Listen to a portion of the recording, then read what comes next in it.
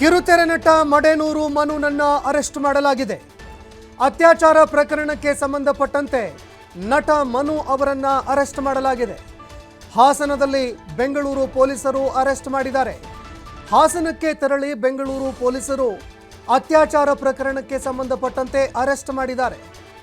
Comedy ಕಿಲಾಡಿಯ ಸಹ ಕಲಾವಿದೆ ಅತ್ಯಾಚಾರಕ್ಕೆ ಸಂಬಂಧಪಟ್ಟಂತೆ ದೂರು ಕೊಟ್ಟಿದ್ರು. ಅನ್ನಪೂರ್ಣೇಶ್ವರಿ ನಗರ ಪೊಲೀಸರು ಹಾಸನದಲ್ಲಿ ಇದೀಗ ಅರೆಸ್ಟ್ ಮಾಡಿದ್ದಾರೆ. ನಟ ಮನು ಅವರನ್ನ ಅರೆಸ್ಟ್ ಮಾಡಲಾಗಿದೆ.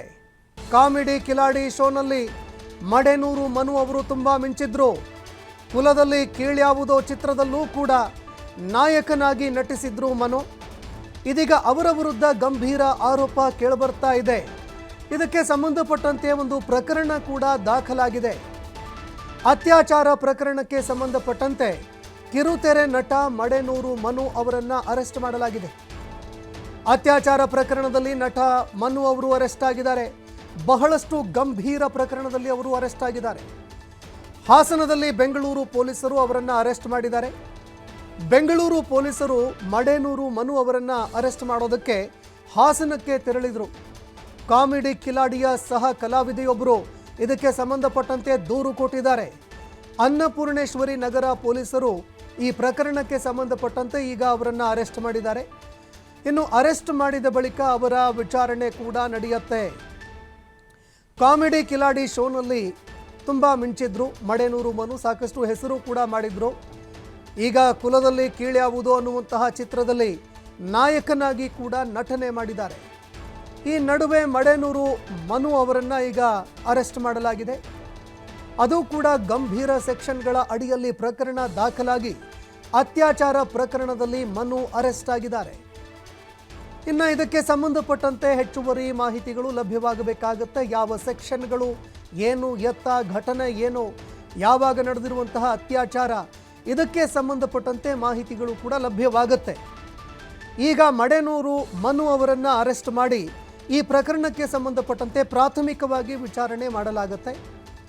ಅದಾದ ನಂತರ ಅವರ ಮೆಡಿಕಲ್ ಟೆಸ್ಟ್ ಕೂಡ ಮಾಡಿಸಲಾಗುತ್ತೆ. ಮೆಡಿಕಲ್ ಟೆಸ್ಟ್ ಮಾಡಿದ ಬಳಿಕ ನ್ಯಾಯಾಲಯಕ್ಕೂ ಅವರನ್ನು ಹಾಜರುಪಡಿಸಲಾಗುತ್ತೆ. ನ್ಯಾಯಾಲಯಕ್ಕೆ ಹಾಜರುಪಡಿಸಿದ ಬಳಿಕ ಮತ್ತೆ ಅವರನ್ನು ಕಸ್ಟಡಿಗೆ ಕೇಳುವಂತಹ ಸಾಧ್ಯತೆ ಕೂಡ ಇರುತ್ತೆ. ಈ ಪ್ರಕರಣಕ್ಕೆ ಸಂಬಂಧಪಟ್ಟಂತೆ ಮತ್ತಷ್ಟು ವಿಚಾರಣೆ ಆಗಬೇಕು. ಹೀಗಾಗಿ ಅವರನ್ನು ವಿಚಾರಣೆ ಮಾಡೋದಕ್ಕೆ ಅಂತ ಪೊಲೀಸ್ ಕಸ್ಟಡಿಗೆ ನೀಡಿ ಅಂತ ನ್ಯಾಯಾಲಯಕ್ಕೆ ಪೊಲೀಸರು ಮನವಿ ಮಾಡಿಕೊಳ್ಳಬಹುದು. ಗಂಭೀರ ಆರೋಪದ ಅಡಿಯಲ್ಲಿ ಅರೆಸ್ಟ್ ಆಗಿದ್ದಾರೆ. ಅವಳಿಗೆ ಏನು ಅನ್ಕೊಂಡಿದ್ದೀನಿ ಅದು ಜೀವನ ಪೂರ್ತಿ ಅವ್ಳನ್ನ ಚೆನ್ನಾಗಿ ನೋಡ್ಕೊತೀವಿ ಈ ಸತಿ. ಆಮೇಲೆ ವಾರ ಅದೆಲ್ಲ ಏನು ಬಿಡಿಸೋ ಅವಶ್ಯಕತೆ ಇಲ್ಲ, ಗ್ಯಾರಂಟಿ ಕೊಟ್ಟಿದ್ದೀನಿ, ಸುಮ್ಮನೆ ಚೆನ್ನಾಗಿ ನೋಡ್ಕೊತೀವಿ. ಹಾಯ್ ನಮಸ್ಕಾರ, ನಾನು ಮನು ಮಾತಾಡ್ತಾ ಇದ್ದೀನಿ. ವಿಷಯ ಏನಪ್ಪ ಅಂತಂದರೆ, ಮಿಂಚುಗೆ ನಾನು ಯಾವತ್ತೂ ಮೋಸ ಮಾಡಲ್ಲ. ಅವಳಿಗೆ ಏನು ಅನ್ಕೊಂಡಿದ್ದೀನಿ ಅದು ಜೀವನ ಪೂರ್ತಿ ಅವ್ಳನ್ನ ಚೆನ್ನಾಗಿ ನೋಡ್ಕೊತೀವಿ ಈ ಸತಿ. ಆಮೇಲೆ ವಾರ ಅದೆಲ್ಲ ಏನು ಬಿಡಿಸೋ ಅವಶ್ಯಕತೆ ಇಲ್ಲ, ಗ್ಯಾರಂಟಿ ಕೊಟ್ಟಿದ್ದೀನಿ, ಸುಮ್ಮನೆ ಚೆನ್ನಾಗಿ ನೋಡ್ಕೊತೀವಿ. ಹಾಯ್ ನಮಸ್ಕಾರ, ನಾನು ಮನು ಮಾತಾಡ್ತಾ ಇದ್ದೀನಿ. ವಿಷಯ ಏನಪ್ಪ ಅಂತಂದರೆ, ಮಿಂಚುಗೆ ನಾನು ಯಾವತ್ತೂ ಮೋಸ ಮಾಡಲ್ಲ. ಇನ್ನು ಇದಕ್ಕೆ ಸಂಬಂಧಪಟ್ಟಂತೆ ಈಗ ಅವರು ಸ್ಪಷ್ಟೀಕರಣ ಕೂಡ ಕೊಟ್ಟಿದ್ದಾರೆ. ಅತ್ಯಾಚಾರ ಪ್ರಕರಣ ಒಂದೆಡೆ ದಾಖಲಾಗಿದೆ, ಮತ್ತೊಂದೆಡೆ ಇದಕ್ಕೆ ಸಂಬಂಧಪಟ್ಟಂತೆ ಮನು ಅವರ ಫಸ್ಟ್ ರಿಯಾಕ್ಷನ್ ಕೂಡ ಬಂದಿದೆ. ಅದನ್ನು ಕೇಳಿಸ್ಕೊಳ್ತಾ ಇದ್ದೀರಿ. ಅತ್ಯಾಚಾರ ಪ್ರಕರಣಕ್ಕೆ ಸಂಬಂಧಪಟ್ಟಂತೆ ಮನು ಅರೆಸ್ಟ್ ಆಗಿದ್ದಾರೆ. ಹಾಸನದಲ್ಲಿ ಅವರನ್ನು ಅರೆಸ್ಟ್ ಮಾಡಲಾಗಿದೆ ಅನ್ನುವಂತಹ ಒಂದು ಮಾಹಿತಿ ಲಭ್ಯವಾಗ್ತಾ ಇದೆ. ಮಡೆನೂರು ಮನು ಅವರು ಏನಿದ್ದಾರೆ ಅವರ ವಿರುದ್ಧ ಅತ್ಯಾಚಾರದ ಒಂದು ಪ್ರಕರಣ ದಾಖಲಾಗಿದೆ. ಇದಕ್ಕೆ ಸಂಬಂಧಪಟ್ಟಂತೆ ಈಗ ಪೊಲೀಸರು ಅವರನ್ನು ಅರೆಸ್ಟ್ ಮಾಡಿದ್ದಾರೆ. ಬೆಂಗಳೂರಿನಲ್ಲಿ ಪ್ರಕರಣ ದಾಖಲಾಗಿತ್ತು. ಹೀಗಾಗಿ ಬೆಂಗಳೂರಿನ ಪೊಲೀಸರು ಹಾಸನಕ್ಕೆ ತೆರಳಿ ಅವರನ್ನು ಅರೆಸ್ಟ್ ಮಾಡಿದ್ದಾರೆ. ಹಾಸನಕ್ಕೆ ತೆರಳಿ ಅವರನ್ನು ಅರೆಸ್ಟ್ ಮಾಡಿರುವಂತಹ ಪೊಲೀಸ್ ಅಧಿಕಾರಿಗಳು ಈಗ ಬೆಂಗಳೂರಿಗೂ ಅವರನ್ನು ವಾಪಸ್ ಕರೆತರಲಾಗ್ತಾ ಇದೆ. ಅದಾದ ಬಳಿಕ ಅವರ ಮೆಡಿಕಲ್ ಟೆಸ್ಟ್ ಕೂಡ ಆಗುತ್ತೆ. ಪ್ರಕರಣಕ್ಕೆ ಸಂಬಂಧಪಟ್ಟಂತೆ ನ್ಯಾಯಾಲಯಕ್ಕೂ ಅವರನ್ನು ಹಾಜರುಪಡಿಸಲಾಗುತ್ತೆ. FIR ಆಗಿದೆ ಅನ್ನುವಂತಹ ಮಾಹಿತಿಗಳು ಲಭ್ಯವಾಗ್ತಾ ಇದೆ. ಯಾವ ಸೆಕ್ಷನ್ಗಳ ಅಡಿಯಲ್ಲಿ ಆಗಿದೆ ಪ್ರಕರಣ ದಾಖಲು ಅನ್ನುವಂಥದ್ದನ್ನು ನೋಡಬೇಕಾಗತ್ತೆ. ಅತ್ಯಾಚಾರಕ್ಕೆ ಸಂಬಂಧಪಟ್ಟಂತೆ ಗಂಭೀರ ಸೆಕ್ಷನ್ಗಳ ಅಡಿಯಲ್ಲಿ ಅವರ ವಿರುದ್ಧ ಪ್ರಕರಣ ದಾಖಲಾಗಿದೆ ಅನ್ನುವಂತಹ ಮಾಹಿತಿಗಳು ಲಭ್ಯವಾಗ್ತಾ ಇದೆ. BNSS ಸೆಕ್ಷನ್ಗಳ ಅಡಿಯಲ್ಲಿ ಮಡೇನೂರು ಮನು ಅವರ ವಿರುದ್ಧ ಎಫ್ಐಆರ್ ದಾಖಲಾಗಿದೆ. ಈ ಬಗ್ಗೆ ಮತ್ತಷ್ಟು ಮಾಹಿತಿ ಕೊಡ್ತಾರೆ ಪ್ರತಿನಿಧಿ ರಮೇಶ್ ಫೋನ್ ಸಂಪರ್ಕದಲ್ಲಿ ಜಾಯ್ನ್ ಆಗಿದ್ದಾರೆ. ರಮೇಶ್, ಕಿರುತೆರೆ ನಟ ಮಡೇನೂರು ಮನು ಅವರ ವಿರುದ್ಧ ಗಂಭೀರ ಸೆಕ್ಷನ್ಗಳ ಅಡಿಯಲ್ಲಿ ಪ್ರಕರಣ ದಾಖಲಾಗಿದೆ. ಅತ್ಯಾಚಾರ ಆರೋಪ ಕೇಳಿಬರ್ತಾ ಇದೆ. ಅರೆಸ್ಟ್ ಕೂಡ ಆಗಿದ್ದಾರೆ. ಏನಿದು ಪ್ರಕರಣ? ಈ ಬಗ್ಗೆ ಮತ್ತಷ್ಟು ಮಾಹಿತಿ ಕೊಡೋದಾದ್ರೆ.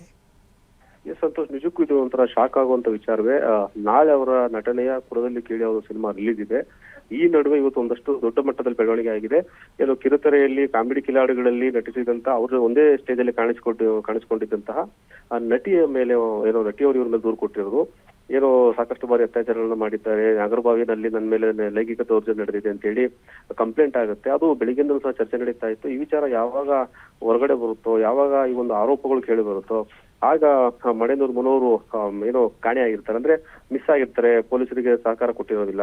ಸೊ ಹಾಗಾಗಿ ಬೆಳಿಗ್ಗೆಯಿಂದನೂ ಸರ್ಚಿಂಗ್ ಅಲ್ಲಿ ಇದ್ದಂತ ಪೊಲೀಸರಿಗೆ ಏನಾಗುತ್ತೆ, ಇವಾಗ ಹುಡುಕಿ ಅವರನ್ನು ಅರೆಸ್ಟ್ ಮಾಡುವಂತ ಕೆಲಸ ಆಗಿದೆ.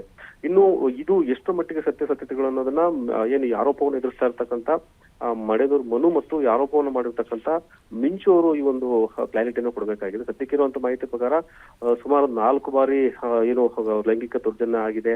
ಮತ್ತೆ ಪ್ರತಿ ಸಲ ಈ ತರ ಆದಾಗ್ಲೂ ಕೂಡ ಮಾತ್ರೆಗಳನ್ನ ಕೊಟ್ಟು ಗರ್ಭಪಾತವನ್ನ ಮಾಡಿದ್ದಾರೆ ಅಂತಕ್ಕಂಥ ಗಂಭೀರ ಆರೋಪವನ್ನ ಮಡೇನೂರು ಮನೋರ ವಿರುದ್ಧ ಮಾಡಿರ್ತಕ್ಕಂಥದ್ದು. ನಿಜಕ್ಕೂ ಇದೊಂಥರ ಏನು ನಾಳೆ ಸಿನಿಮಾ ಲಾಂಚ್ ಆಗಿ ದೊಡ್ಡ ಮಟ್ಟದಲ್ಲಿ ಪ್ರಚಾರಗಳನ್ನ ಮಾಡಿಕೊಂಡು ರಿಲೀಸ್ ಇದ್ದಂತ ಸಂದರ್ಭದಲ್ಲಿ ರಿಲೀಸ್ ಆಗಿರ್ತಕ್ಕಂಥದ್ದು, ಈ ಒಂದು ಘಟನೆ, ಈ ಒಂದು ಆರೋಪ ಬಂದಿರತಕ್ಕಂಥದ್ದು ನಿಜಕ್ಕೂ ಈ ಒಂದು ಮನು ವಿಚಾರದಲ್ಲಿ ಸಾಕಷ್ಟು ಗೊಂದಲ ಉಂಟಾಗ್ತಾ ಇದೆ.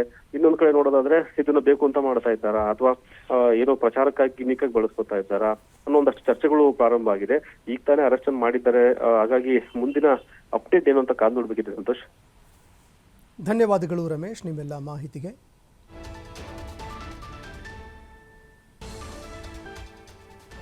ಇನ್ನು ನಾಳೆ ತಾನೇ ಚಿತ್ರ ಬಿಡುಗಡೆಯಾಗಬೇಕಾಗಿತ್ತು.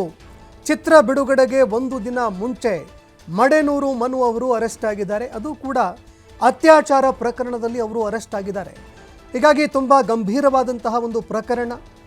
ಆದರೆ ಇದಕ್ಕೆ ಸಂಬಂಧಪಟ್ಟಂತೆ ಇದೊಂದು ಪ್ರಚಾರಕ್ಕಾಗಿ ನಡೀತಾ ಇರುವಂತಹ ಸ್ಟಂಟು ಅಂತ ಸೋಷಿಯಲ್ ಮೀಡಿಯಾದಲ್ಲಿ ಚರ್ಚೆಗಳು ಕೂಡ ಆರಂಭ ಆಗಿದೆ. ಯಾಕಂದರೆ ಸಹಜವಾಗಿ ನಾಳೆ ಚಿತ್ರ ಬಿಡುಗಡೆ ಇದೆ.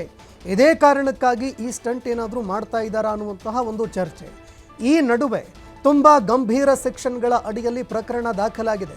ಗಂಭೀರವಾದಂತಹ ಒಂದು ಆರೋಪ ಕೇಳಿಬಂದಿದೆ. ಅತ್ಯಾಚಾರದ ಒಂದು ಆರೋಪ ಕೇಳಿಬಂದಿದೆ. ಹೀಗಾಗಿ ಮನು ಅವರ ವಿರುದ್ಧ ದಾಖಲಾಗಿರುವಂತಹ ಪ್ರಕರಣದಲ್ಲಿ ಏನೇನಿದೆ ಅದನ್ನು ಕೂಡ ಕಾದು ನೋಡಬೇಕಾಗತ್ತೆ.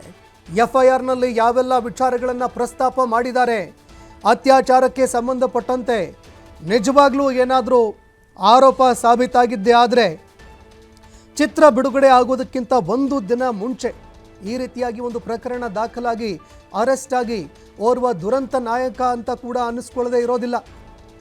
ಒಂದು ಗಂಭೀರ ಸೆಕ್ಷನ್ ಅಡಿಯಲ್ಲಿ ಮನು ಅವರ ವಿರುದ್ಧ ಪ್ರಕರಣ ದಾಖಲಾಗಿದೆ. ಇನ್ನು ನಾಳೆ ಅವರ ಚಿತ್ರ ರಿಲೀಸ್ ಆಗ್ತಾ ಇದೆ ಅನ್ನುವಂತಹ ಮಾಹಿತಿ ಕೂಡ ಲಭ್ಯವಾಗ್ತಾ ಇತ್ತು. ಅನ್ನಪೂರ್ಣೇಶ್ವರಿ ನಗರ ಪೊಲೀಸರು ಅವರನ್ನು ಅರೆಸ್ಟ್ ಮಾಡಿದ್ದಾರೆ. ಹಾಸನಕ್ಕೆ ತೆರಳಿ ಅವರನ್ನು ಅರೆಸ್ಟ್ ಮಾಡಿದ್ದಾರೆ. ಚಿತ್ರ ಬಿಡುಗಡೆ ಆಗುವ ಒಂದು ದಿನ ಮುಂಚೆ ಮನು ಅವರ ಅರೆಸ್ಟ್ ಆಗಿದೆ. ಇನ್ನು ಅತ್ಯಾಚಾರಕ್ಕೆ ಸಂಬಂಧಪಟ್ಟಂತೆ ಯಾವೆಲ್ಲ ಸೆಕ್ಷನ್ಗಳನ್ನು ಹಾಕಲಾಗಿದೆ, ನಾನ್ ಬೇಲೇಬಲ್ ಸೆಕ್ಷನ್ಗಳ ಅಡಿಯಲ್ಲಿ ಏನಾದರೂ ಪ್ರಕರಣ ದಾಖಲಾಗಿದೆಯಾ ಅಥವಾ ಬೇಲೇಬಲ್ ಸೆಕ್ಷನ್ಗಳ ಅಡಿಯಲ್ಲಿ ಪ್ರಕರಣ ದಾಖಲಾಗಿದೆಯಾ ಅದನ್ನು ಕೂಡ ಕಾದು ನೋಡಬೇಕಾಗುತ್ತೆ. ಎಫ್ಐಆರ್ ಕಾಪಿ ಕೈಗೆ ಸಿಗ್ತಾ ಇದ್ದಂತೆ ಮನು ಅವರ ಹಣೆ ಬರಹ ಏನಾಗುತ್ತೆ ಅನ್ನುವಂಥದ್ದು ಕೂಡ ಗೊತ್ತಾಗುತ್ತೆ. ನಾಳೆ ಅವರ ಚಿತ್ರ ಬಿಡುಗಡೆಯಾಗಿ ಮನು ಹಣೆ ಬರಹ ಬದಲಾವಣೆ ಮಾಡಬೇಕಾಗಿತ್ತು. ಅದಕ್ಕಿಂತ ಮುಂಚೆ ಒಂದು ದಿನ ಅತ್ಯಾಚಾರ ಪ್ರಕರಣ ದಾಖಲಾಗಿ ಒಂದು ದೊಡ್ಡ ದುರಂತ ಅವರ ಜೀವನದಲ್ಲಿ ನಡೆದು ಹೋಗಿದೆ. ಭಾರಿ ಗಂಭೀರವಾದಂತಹ ಆರೋಪ ಕೇಳಿಬರ್ತಾ ಇದೆ. ಹೀಗಾಗಿ ಅತ್ಯಾಚಾರಕ್ಕೆ ಸಂಬಂಧಪಟ್ಟಂತೆ ಸಾಕ್ಷ್ಯಾಧಾರಗಳು ಏನಾದರೂ ಲಭ್ಯವಾಗುತ್ತಾ ಅದನ್ನು ಕೂಡ ಕಾದು ನೋಡಬೇಕಾಗತ್ತೆ. ಹೀಗಾಗಿ ಯಾವ ಸೆಕ್ಷನ್ಗಳ ಅಡಿಯಲ್ಲಿ ಅಧಿಕಾರಿಗಳು ಅವರ ವಿರುದ್ಧ ಪ್ರಕರಣ ದಾಖಲು ಮಾಡಿದ್ದಾರೆ ಅನ್ನುವಂಥದ್ದನ್ನು ನೋಡಬೇಕಾಗತ್ತೆ. BNSS ಕಾಯ್ದೆ 375, 376 ಈ ರೀತಿ ಅನೇಕ ಸೆಕ್ಷನ್ಗಳು ಬರುತ್ತೆ. ಇದರ ಅಡಿಯಲ್ಲಿ ಯಾವ ಸೆಕ್ಷನ್ನಲ್ಲಿ ಅವರ ವಿರುದ್ಧ ಪ್ರಕರಣ ದಾಖಲಾಗಿದೆ ಅದನ್ನು ಕಾದು ನೋಡಬೇಕಾಗತ್ತೆ. ಆದರೆ ಅವರ ಜೊತೆಗೆ ಕೆಲಸ ಮಾಡಿದ್ದಂತಹ ಸಹ ನಟಿಯೊಬ್ಬರು ಇದಕ್ಕೆ ಸಂಬಂಧಪಟ್ಟಂತೆ ಅತ್ಯಾಚಾರಕ್ಕೆ ಸಂಬಂಧಪಟ್ಟಂತೆ ಪ್ರಕರಣ ದಾಖಲು ಮಾಡಿದ್ದಾರೆ. ಹೀಗಾಗಿ ಮನು ಅವರನ್ನ ಈಗ ಹಾಸನದಲ್ಲಿ ಪೊಲೀಸರು ಅರೆಸ್ಟ್ ಮಾಡಿದ್ದಾರೆ. ಯಾವಾಗ ಪ್ರಕರಣ ದಾಖಲಾಯಿತು, FIR ಆಯಿತು,